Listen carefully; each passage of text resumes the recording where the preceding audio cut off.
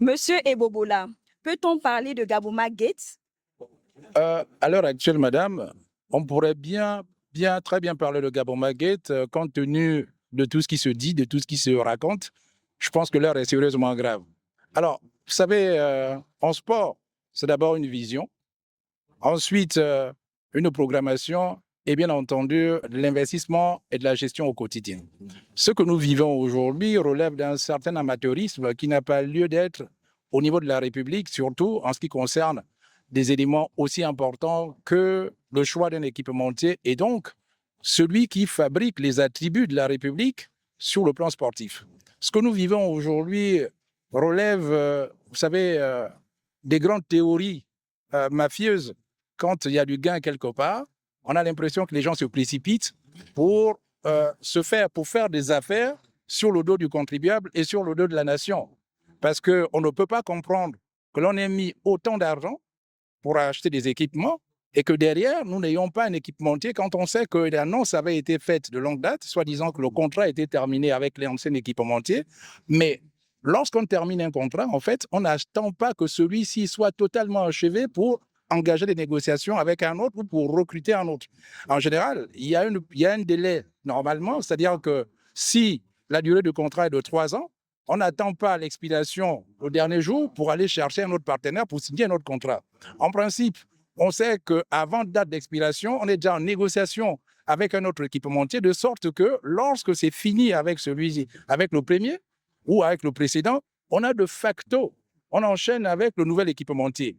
Or, ce qui se passe, c'est qu'on nous a fait une annonce comme quoi on était en négociation avec un équipementier qui, jusque-là, le nom n'était pas dévoilé.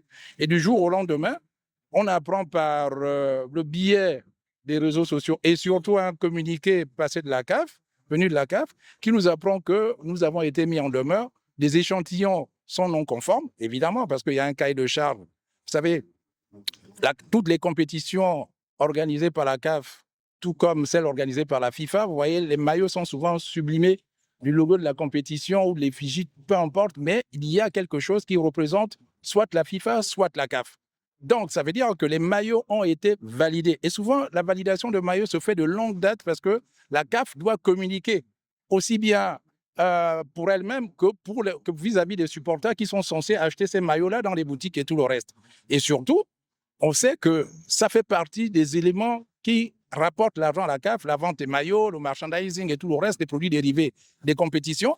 Et chaque sélection nationale a une identité qui est déclinée d'abord par des attributs de compétition que sont les équipements. Donc, ce que nous vivons aujourd'hui, à moins d'un mois du lancement du premier match des Panthères, nous n'avons pas encore l'équipement. Donc, ça veut dire que nous n'avons pas d'équipementier. On va peut-être être obligé de procéder à une solution de rechange, on va dire un plan B. J'espère que la fédération, qui est garant de cette situation, dispose d'un plan B. Mais sincèrement, c'est des choses quand même qui foutent la honte. C'est d'une tristesse incommensurable. Donc, on espère évidemment que la solution sera rapidement trouvée. Surtout que trouver un équipementier, ce n'est pas l'exercice le plus éprouvant. Je peux vous assurer que trouver un équipementier, il faut s'inspirer, même au niveau local, par exemple. Vous savez, Manga Sport aujourd'hui dispose d'un équipementier. Manga Sport a un contrat avec Umbro pour 3 ans. Il aurait été peut-être beaucoup plus simple de se reprocher de l'ancien président de Manga Sport, M. Jean Ondo est là, lui demander comment est-ce qu'il a procédé. Puisque moi, j'ai participé au choix de cet équipementier-là, je puis vous assurer que ce n'est pas de la mer à boire, ce n'est pas un exercice éprouvant en tant que tel.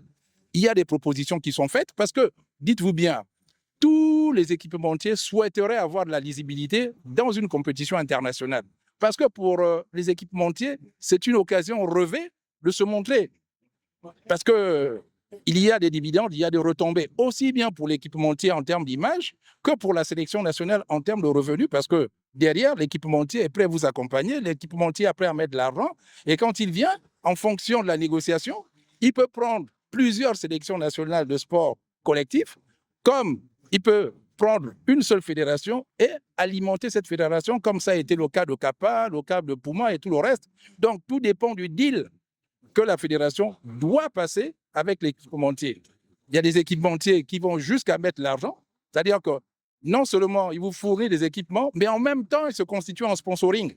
Mais vous avez la fédération gabonaise, les Panthères, quand vous voyez les Panthères jouer, sur le maillot des Panthères, vous ne voyez rien, même sur le survêt des Panthères, par exemple. Le maillot encore, on peut dire. Mais quand vous prenez certaines sélections étrangères, par exemple, vous voyez sur le survêt, vous voyez tous les annonceurs qui sont dessus, vous avez tous les partenaires, mais depuis que l'âme s'est retirée, mais la fédération gabonaise n'a plus un seul partenaire digne de ce nom. Mais pourquoi?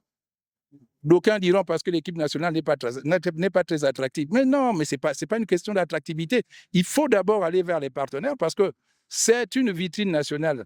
Donc, nombreux souhaiteraient peut-être voir leur logo, leur nom accolé à l'équipe nationale à partir du moment où plus l'équipe nationale gagne, plus elle aussi elle a de la visibilité et c'est une bonne chose pour ces opérateurs économiques-là. Donc, effectivement, je vous confirme, de mon point de vue, nous sommes en situation de Gaboma Gate. On ne sait pas qui est propriétaire de Gaboma.